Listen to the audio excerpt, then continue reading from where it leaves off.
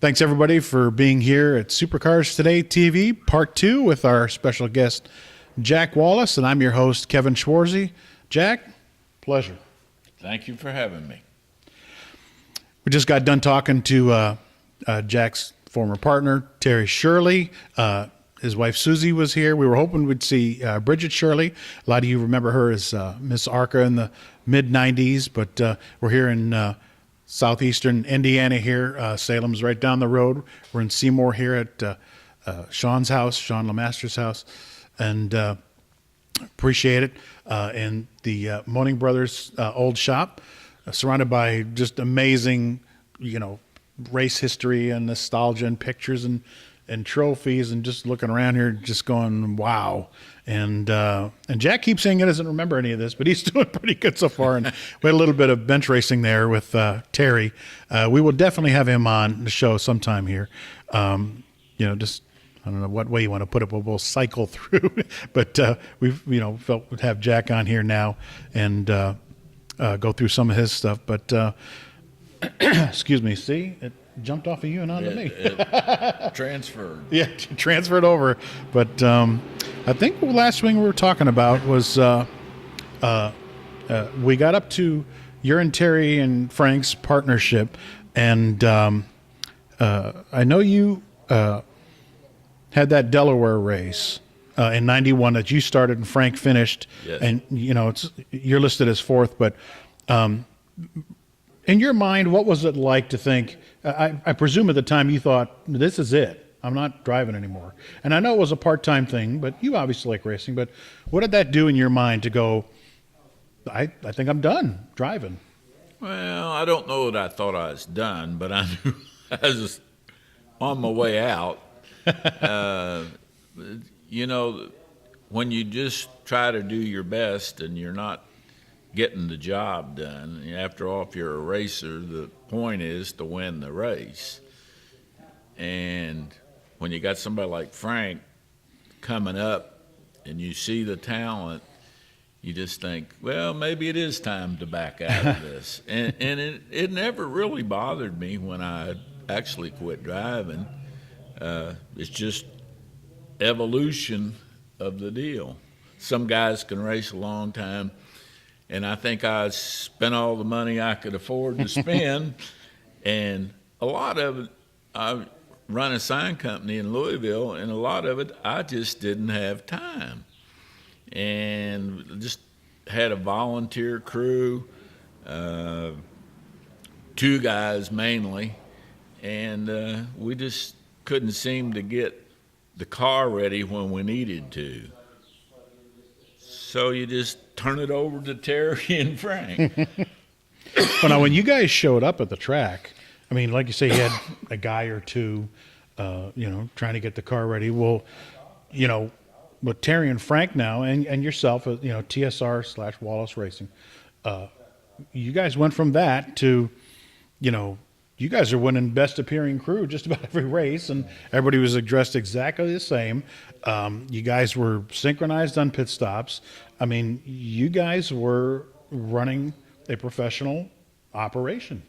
That was all Terry's doing. He directed us and how he wanted things, That was Terry Shirley's part. But you were still part of it, and that had to make you feel good. It's like, well, this was me, and now this is us.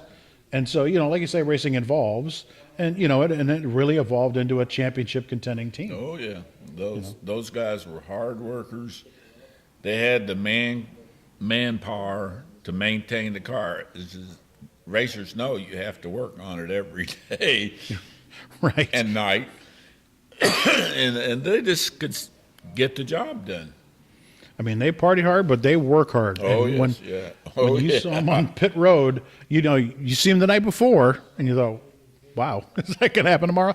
But when the time came, they were just as fast as anybody on pit road. And, we were just talking about it earlier when we took the break here. 94, you guys finished second in points. Yep. And basically a small team, too. Right.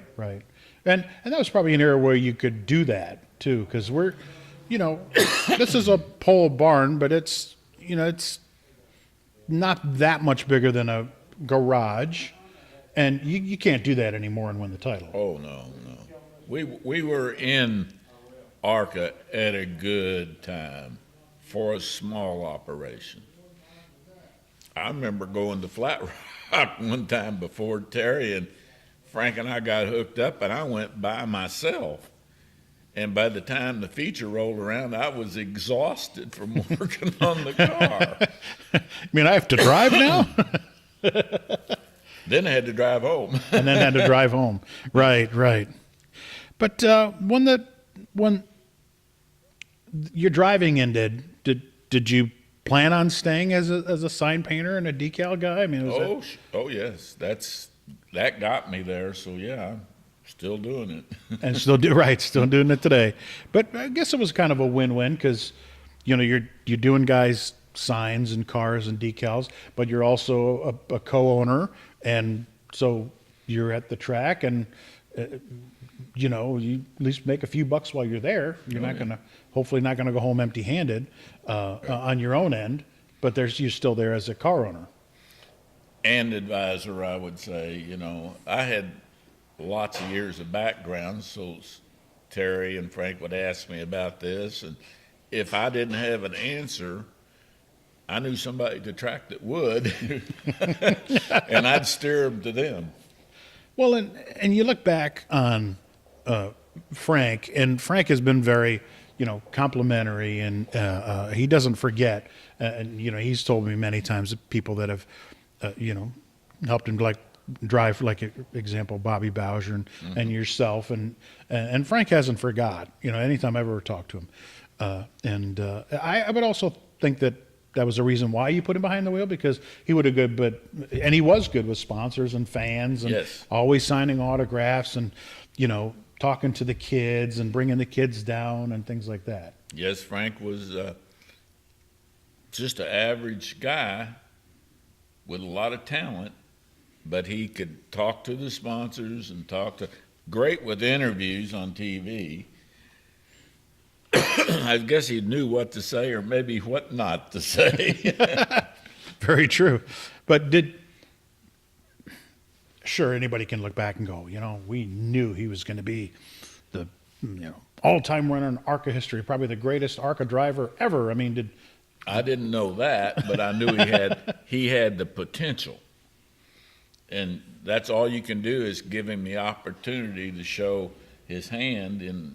And actually, we had a lot of good stuff, but we didn't have the best out there, I'll tell you that. So like you say, the next evolution had to have been somebody like Larry Clement with a little Yes. more resources Yes. and take that next step. Yeah, Larry gave him the next step, was able to provide him with more cars and more opportunity. Are you a little surprised that they didn't go and have any success in Cup? He had some good runs in the trucks. He won a Winston West race. Ran, like I say, a few Busch, whatever, BG and Xfinity, Nationwide, whatever. Are you a little surprised that he didn't make it in Cup? Well, if you knew Frank, he's a homebody, and he wanted to. We sat down one time after a season, and I said, Frank, you need to just pack your bags and move to Charlotte if you want the opportunity, or even close to the opportunity, to get into one of the NASCAR divisions. Frank said, not interested. I want to stay around here with his family. And now he's in okay. North Carolina. And I said, you'll never hear me talk to you about that again. Here's your opportunity. Go. If you don't want to, that's it. That probably had something to do with the kids and his family. Now his mom's passed away, and his kids mom are and grown dad. and gone, and now he's living down there anyway, but he's not driving anymore. But Both his children live in Charlotte In Charlotte. area, and he wanted to be close to them. how did the ARCA pace car gig come about? Short story, NASCAR drove the pace car for ARCA at Pocono, and there was some kind of controversy over there about that. NASCAR employees driving the ARCA pace car, and they were stuck, I mean, minutes before the race, and Mr. Drager come to me and said, I got a job for you. I said, what's that? He said, I want you to drive the pace car. I said, what? He says, you got to do this, will you? I said, well, if I have to, I will. You put it like that. Yeah. He says, we'll give you instructions, and we just got to get through the day. Well, luckily we made it. I don't think I fouled up, but after that, he said, will you drive the pace car from here on out? And I thought, well, okay.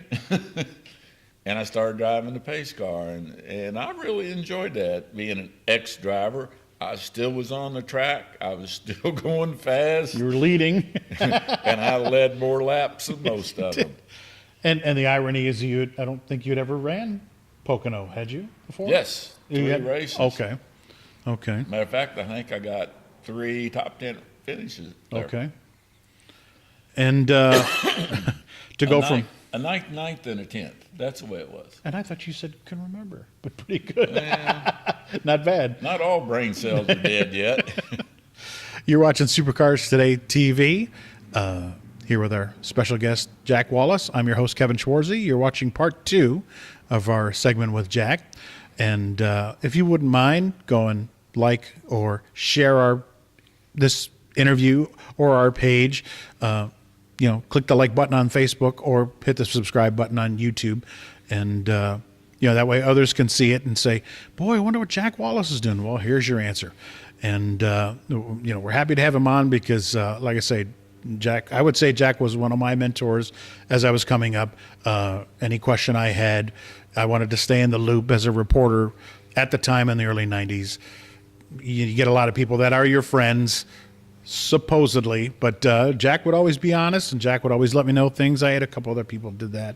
You could, not that I didn't trust Jack, but not everybody has all the stories. So you talk to those other people and you put them all together and you get the whole story. And Jack was one of those I could count on, as well as advertising my magazine with Wallace race car lettering. But back to the pace car side. It's probably one of the most famous or infamous times behind the wheel of a pace car at any event, but Daytona 1999.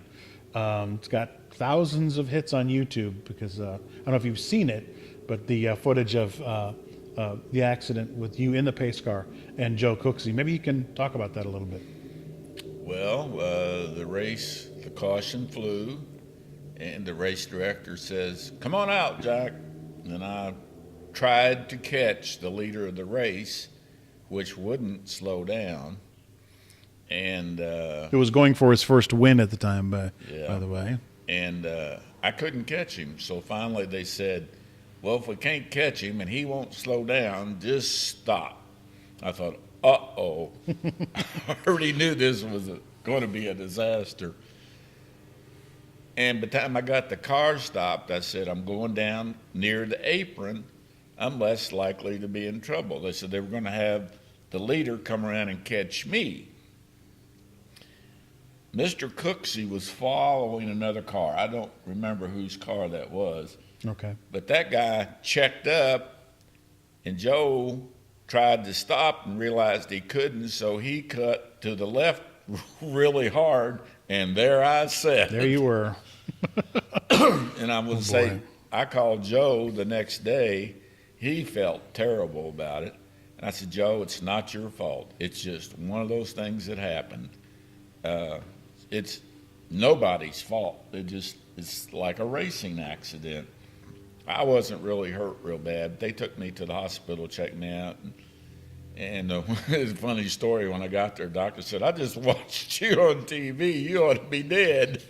I said, well, I'm not. I'm here. Here I am. They checked me out and turned me loose. And that was probably your worst wreck at a racetrack, I would assume? I would say so, yeah. That pretty well totaled that car. But you kept driving the pace car? Oh, yeah. I like driving the pace car. Like I say, it kept me in the sport and on the track. Yeah, when you talk to Joe, I've got kind of a weird sense of humor, so I would tease him every now and then. And when you mention that, you can just tell he just kind of closes down because you can tell he felt so bad about that. Obviously, it was an accident. He did feel bad, and I didn't hold him responsible Of course. in any way, shape, or form. And it messed up his car more than it did the pace car. I thought it yeah. just shoved the whole his car back to the firewall. Yeah. Oh, yeah, top of it was messed up. It broke the seat off in the pace car, and I ended up in the back seat. Buckled the top. It pretty well did a number on that car. And you were doing signs at ARCA. You were an ARCA official, and then you're gone one day. Just time to quit. Time to move on. Do you miss it? Oh, sure. Absolutely. Have designs on coming back? No. It's all about economics. It's just hard to be on the road and do what I did, which was make decals at the last minute for these guys and to try to make that work and be able to pay for your motel, and your fuel at the time was real expensive. And it Hauling the trailer you I had. had the trailer, load it and unload it and load it and unload it. It just got to be a hassle, and I said, I think it's time to quit this. Now, you are a military veteran. Thank you for Air your service Force. to our country. And you served in the Air Force. What time period was that? Did you actually go to Vietnam? 65 to 68. No, I didn't go to Vietnam. I actually had a medical problem and was uneligible to go to Vietnam because they didn't have a neurosurgical ward. Closest thing was Japan. They tried to send me to Japan, but I was going to have to re-enlist for 4 more years, and that wasn't in my plans. No. Wow. Who were your heroes? Who'd you look up to in life? Looking back today, I always emulated that guy, or I always wanted to be like him, or something like that.